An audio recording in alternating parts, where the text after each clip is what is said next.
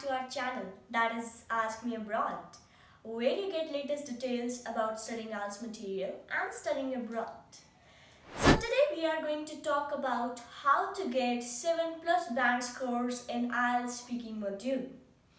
बहुत लोग ये सोचते हैं कि IELTS speaking सबसे difficult module है, but no. आज हम आपके लिए वही difficult module सबसे easy module बनाने जा रहे हैं. Many of the people, they feel too much shy and they feel too much worried while speaking. But after using our tricks and techniques, you will find it so easy. So let's begin. First thing guys, first thing you need to be natural. Examiners students से expect करते हैं कि वो naturally respond दें.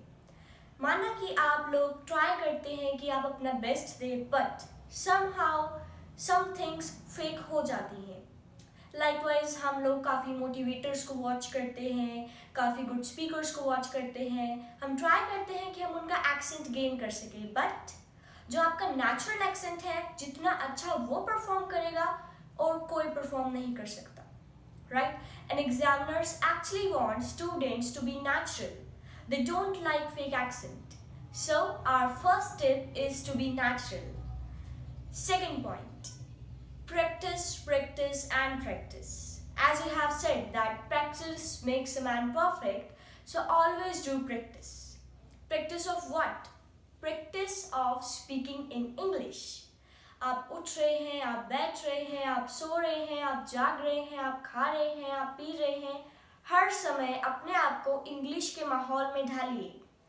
आप ऐसा नहीं करेंगे तो कोई आपके लिए नहीं कर पाएगा.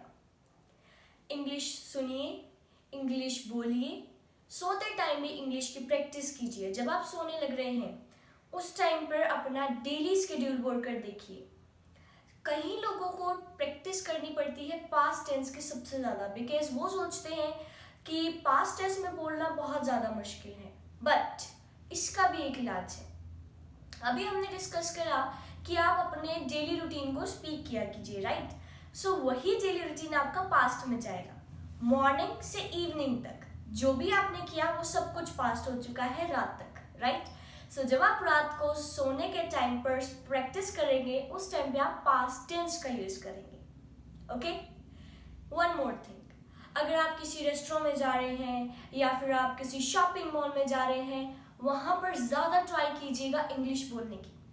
एक तो आपका इंप्रेशन अच्छा होगा, ऊपर से आपको अनफेमिलियर लोगों के साथ बात करने की थोड़ी प्रैक्टिस होगी, बिकॉज एग्जामिनर भी सभी लोगों की तरह अनफेमिलियर ही होगा आपसे.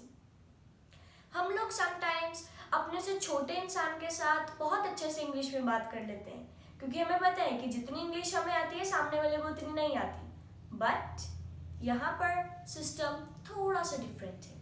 यहाँ पर आपको ज़्यादा प्रैक्टिस करनी है उन लोगों के साथ इंग्लिश बोलने की जिन्हें आप नहीं जानते, राइट? शुरुआत कीजिए अपने घर से, फिर अपने फ्रेंड्स के साथ बोलिए और फिर अपने आसपास के लोगों के साथ बोलिए. And this thing will actually help you not only in IELTS but also in abroad. So guys, our third tip is to use fillers. What is fillers now? Fillers are something that we use before responding. अपना जो particular response है उसको start करने के पहले जो आप एक फ्रेज यूज करते हो वो फिलर्स के नाम से जाना जाता है. कभी भी आप अपना रिस्पॉन्स येस और नो तक लिमिटेड मत रखिएगा. आप फिलर्स यूज कीजिए, बिकॉज फिलर्स हमें चांस देता है कि हम टाइम आस्क करें एग्जामिनर से, हम एग्जामिनर से टाइम लें. फॉर एग्जाम्पल, एग्जामिनर ने आपसे पूछा कि do you think people of your home town are lazy? So instead of saying just yes or no, you can say that in my opinion, people of my hometown are not lazy. So ये जो in my opinion था, this is known as filler. Okay? So this kind of fillers you can use. This is known as an opinion-based filler, right? So for example, अगर examiner आपसे पूछता है कि do you think your hometown will be improved in the future? So you can say, according to me, there are several improvements are required, but my hometown will be improved for sure. So आपने देखा main response से आने से पहले आपने 2-3 lines use करी. जब आप वो लाइन्स यूज कर रहे थे, क्वेश्चन आपके माइंड में अच्छे से प्रोसेस हुआ और आइडियाज जनरेट हो गए, और इन फिलर्स के साथ साथ आपका एक अच्छा रिस्पॉन्स बाहर आया. So these are the fillers guys. If you need the list of fillers, we'll provide you in our next video, not an issue, right? So let's move toward our fourth tip, that is mind your grammar. Speaking in fluency, speaking with speed, speaking with confidence, but with poor grammar doesn't make sense. You must have a good bond on grammar. जब तक आपके basic sentences अच्छे नहीं होंगे, nobody would like to listen to you. Start कीजिए simple tense से, simple present, simple past, simple future, फिर continuous पर जाइए, फिर परफेक्ट टेंस पर जाइए, राइट? ग्रामर इंग्लिश में एक्चुअली एक बहुत ही इंपॉर्टेंट रोल प्ले करता है. जब तक आपकी ग्रामर ठीक नहीं होगी, सामने वाले इंसान को नहीं पता चल पाएगा कि आप किस बारे में बात कर रहे हैं और आप क्या कहना चाह रहे हैं, right? And our fifth and last tip is, which is actually going to change your complete speaking, is don't cram your responses, not at all. Sometimes क्या होता है, स्टूडेंट्स एक बहुत अच्छी वेबसाइट ढूंढते हैं, वहाँ पे उनको रिस्पॉन्सेज अच्छे मिलते हैं और वो उन रिस्पॉन्सेज का रट्टा लगा लेते हैं. But guys remember one thing, examiner होता है.